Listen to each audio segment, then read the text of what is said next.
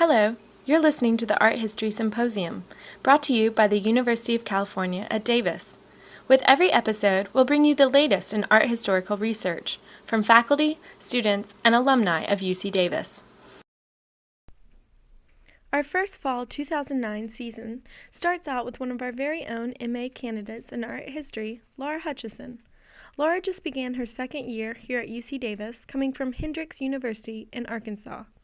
Her primary area of research is ancient Greek art, but for this lecture, we will hear her building on her knowledge of the classics and exploring the theme of temporality in three of Michelangelo's early sculptures. Enjoy.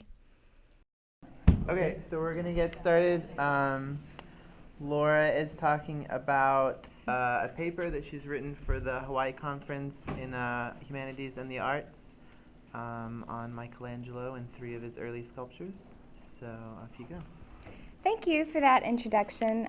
This paper came out of an independent study course that I took with Professor Ruda last spring. And as Graham said, it was recently accepted to be read at a conference in January. The project developed out of my own interest in proportions of the sculpted human figure and the relationship between the audience and the observed object. I've prepared today's talk with the conference guidelines in mind, so it should only be about 20 minutes, and your questions and feedback would be greatly appreciated. Michelangelo never published his theory on human proportion. Beginning with Vasari, critics and scholars have thus far attempted to understand Michelangelo's abstract theory through analysis of his use of proportion, anatomy, or posture. The three approaches to his figures and his possible theory have remained almost completely separate in their methods. Michelangelo's use of an ordered proportion is often interpreted as either in opposition to or deeply connected to the Polyclitan canon. A study of the hypermuscular anatomy of Michelangelo's figures often results in a legitimizing of the artist's scientific knowledge or unproductive anecdotes about his own personal preoccupation with the male figure. Analysis of posture exhibited by his characters frequently culminates in the predictably iconographical reading of emotions made manifest in form. I would like to suggest that these methods of researching his possible theory on human proportions should be considered alongside the element of time. Michelangelo's use of time as a qualifier of the human figure as ideal is twofold. First, the audience's experience of his works requires a brief moment for which the piece is allowed to come to life, to move beyond the material and allow an exchange between the observer and the observed. Second, Michelangelo's figures are themselves eternally captured in a moment of a broader narrative or action. Three of his early sculpted images of the male nude, his Bacchus, the Christ figure of his Pieta, and David, allow the analysis of temporality because they were executed early in Michelangelo's career, between 1496 and 1504. At this time, the artist was still freshly experimenting with his craft, the human figure, and the act of capturing life in a lifeless material. Michelangelo most certainly would have been aware of the Polyclitan canon through ancient sources such as Pliny the Elder, Galen, and Vitruvius. Pliny worked in the 1st century BCE and wrote specifically about the Polyclitan canon. Galen, working in the 2nd century CE, was devoted to the study of medicine. He prided himself on the knowledge of the human body by means of dissection. Galen also writes of Polyclitus, briefly mentioning the statue that was believed to have been the embodiment of Polyclitus's treatise of perfect proportions. This original statue of the ideal proportion, the canon, is now lost. However, one may successfully look to his bronze Doryphorus, of which we have a Roman marble copy, for a similar example of the Polyclitan preoccupation with order and proportion. The Doryphorus, meaning spear bearer, stands in a moment of physical and psychological contrapposto. His face is calm and his body is resting, but he is holding a spear which references the impending battle or crisis to come. The Doryphorus is most likely an anonymous male figure, and he stands as an abstraction of balanced intellect. The sculpture, referencing the bronze Greek original, would most likely be on display for observation in the round. Michelangelo would have experienced ancient sculptures much like the ancient viewer, through careful observation of the form, proportion, and image before the moment of resolution. I will not be directly comparing the Doryphorus to the three male figures selected for this study. Rather, I'm examining this issue of a temporal experience, which is required of the sculptural form and present in the Doryphorus as well as many other Greco-Roman images of the human figure. I am attempting to reconcile this temporality with the proportions, anatomy, and posture found in Michelangelo's early representations of the male figure. Despite their different meanings and functions as public, private, and religious sculptures, I suggest that these images of the human figure both invite a temporal experience from the audience and eternally capture a dynamic snapshot of a larger narrative. By working with and distorting the human proportions, Michelangelo was engaging in and responding to what he would have seen as a nearly 2,000-year-old debate of the self or mankind's order in relation to the order of the cosmos. The proportions found in the male figures of these three early sculptures may be more broadly connected by means of their monumental size. David is not usually named in notes written in the Renaissance, but simply described as Il Gigante, or the giant. Michelangelo manipulates the proportions and rational scale of the male figure to literally expand the emotional content and the viewer's response. On the size of the nearly 7-foot-tall Bacchus, James Hall writes, quote, "In terms of height, the Bacchus is not an inordinately large statue for its period, but it feels far larger because of its wayward body language, which seems to claim a vast amount of ambient airspace." Michelangelo exaggerates the traditional contrapposto in order to further extend the narrative in which this Bacchus exists. And in this slide, I have attempted to map out this exaggeration of the contrapposto that I found when looking at Bacchus. The non-traditional extension of contrapposto further emphasizes the monumentality of the sculpture. This use of space may be interpreted as a metaphor for the monumentality of the classical past, even if at times the abstracted images or characters were ridiculously intoxicated. Michelangelo was attempting to emulate the ancient sculptors, which had been elevated to quasi-divine status by other Renaissance artists and critics. The artist wished to maintain, if not surpass, the classical ideal in his own figures. Bacchus was known to have been on display in the garden of Jacopo Galli, among a collection of authentic antique statuary, and could be misinterpreted as an ancient relic. Indeed, the artist himself, as recounted by Vasari, wished for the audience to mistake the piece as a recently unearthed treasure from the classical past. Various anecdotes allude to the removal and addition of the hand holding the cup when the statue was on display, with the intention that this would further trick the audience into reading the image as ancient. And in this image, you can see that Bacchus is missing his hand that would be holding the cup. This garden setting, which was originally intended for the piece, allowed the viewer's perception of Bacchus to change as one walked clockwise around the statue. The god would have appeared to stumble, to observe his own audience through the handle of his cup, and to finally drag the pan-child as he walks away. Similarly, the shifting sunlight in the garden would allow the facial expressions and tone of the marble to change throughout the day. The temporal experience of the statue is dependent on the movement of the viewer, but also of the change of sunlight and even the twisted posture and exaggerated proportions of the Bacchus figure. Michelangelo's intentions of fooling the audience may be extended to include the mocking of the Greco-Roman god and the male nude ideal. The disorderly state of the figure of Bacchus is a sight at which the ancients would have been appalled, thus illustrating a fully Renaissance interpretation of the Roman god. Later Roman images of the god as intoxicated and more youthful clearly present the god with a clean-cut, ideal physique. Michelangelo, however, softens the traditionally chiseled torso into a fuller and more bloated abdomen. Many scholars, beginning with Vasari, have dwelled on the anatomy of the Bacchus figure as an expression of the harmonious union of gendered body parts, often confusing the bloated belly for a feminine abdomen and the slender limbs as masculine brawn. This proposal for the balance of feminine and masculine units suggests a deeper attempt at understanding the proportions of the Bacchus figure. Vasari praises the piece for its marvelous combination of various parts of the body, and most particularly to give it both the slenderness of the young male figure and the fleshiness and roundness of the female, end quote. The issue of gender and the union of two polarized types is conflated with the ancient tradition of considering the body as many parts of a whole. Such is Galen's argument that, quote, it is possible to find ideal proportion only after much time and labor and through long experience of the individual parts, end quote. Rather than looking at the Bacchus as a cohesion of many parts, perhaps it is more effective to consider the Bacchus as an idiosyncratic response to the monumentality of the classical past and the ideal male nude. Michelangelo's distortion of the proportions, contrapposto, and even facial features suggest that the artist was reclaiming a Greco-Roman idea as something beyond ideal, which must be experienced by the audience as they come to understand the narrative structure of the piece.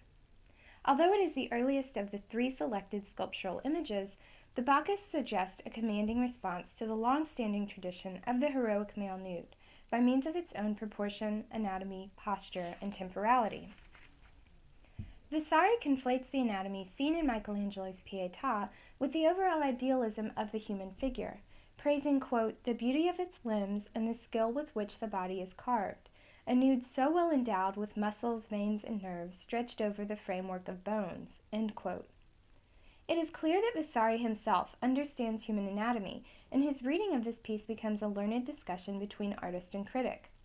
The description continues with further mention of, quote, harmony in the joints and the articulations of the arms, torso, and legs with their finely wrought pulses and veins, end quote. It may be more effective to question Michelangelo's exaggeration of the anatomical features, rather than to simply admonish it as scientific and/or an artistic achievement. A synthesis of both classical and Christian elements was essential to the assimilation of Greco-Roman images into Renaissance culture, as exhibited in the Christ figure of Michelangelo's Pieta. When discussing the artist's approach to the male figure, James Hall barely mentions polyclitus or orderly proportion at all. Rather, Hall relates the nude male form to Christ's passion, arguing that, quote, in Michelangelo's art it is always Judgment Day, the time when bodies reclaim their flesh and in all their nakedness go before their God, end quote. This connection between the male figure, the passion, and the anatomy forces the Christ figure of the Pieta into an anatomical reading, instead of requiring or even allowing a reading of proportions. The manipulation of Christ's anatomy is clearly contrasted with the smooth, flowing robes of the Virgin Mary, the effect of which is a polarity of genders, of the material and supernatural, and of the living and the dormant. Christ nearly appears to writhe on his mother's lap. His head rolls back, his veins nearly pop with the pressure of the blood pumping through them. However, we know that he is dead because of the weight of Christ's body, as suggested by the pull of his legs and the dangling of his arm, along with the implied context of the scene. This disconnect between the anatomy of living flesh and the lifeless posture of Christ is echoed in the material itself. The veins of the marble seem to become part of the anatomy, complementing the veins sculpted into the body, while the sheen of the material reminds the audience that it is, in fact, a statue. The wide base, along with the placement of the statue in a niche, suggest a sort of stagnancy in the intended viewing. The figure, which nearly consumes the Virgin, is pulled towards the base of the statue.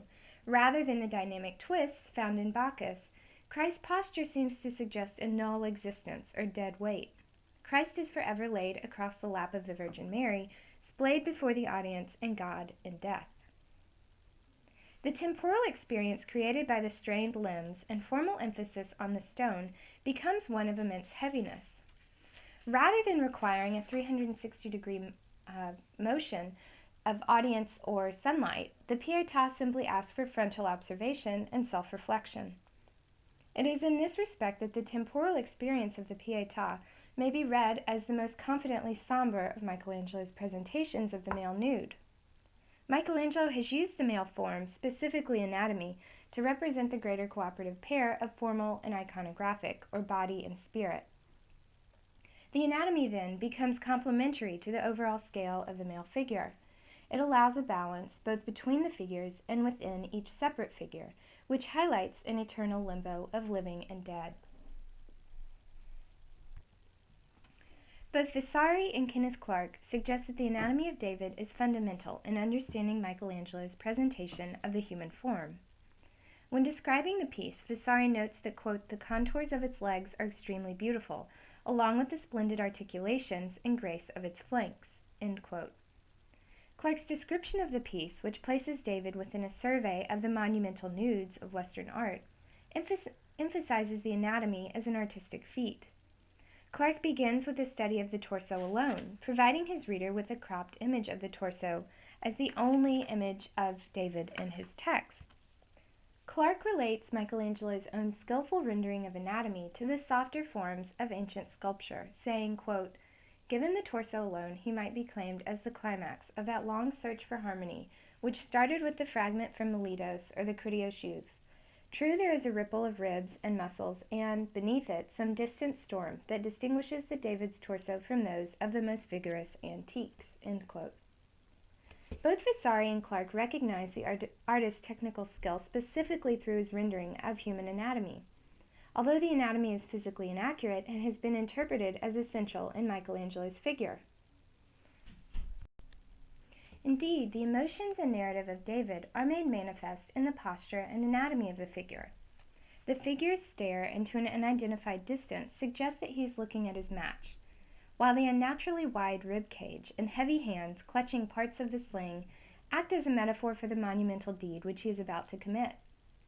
Michelangelo has depicted David in the moment before he slays Goliath. The skin stretches across the neck, torso, and arm muscles as if the artist seeks to over-exaggerate the sharp twist of the head away from the body. Rather than the psychological calm found in the Doryphoros, the strained posture, highlighted by the taut muscles and skin, suggests that David is captured in a state of psychological and physical tension.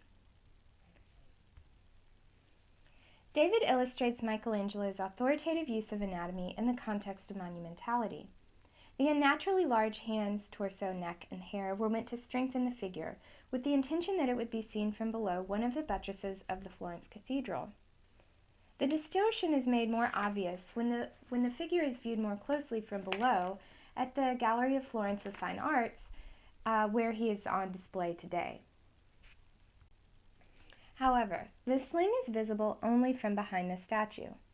Of course, this element of the statue is visible as it is on display today, but if the statue were to be viewed from below the buttresses of the cathedral, David would stand as a much more generic male nude.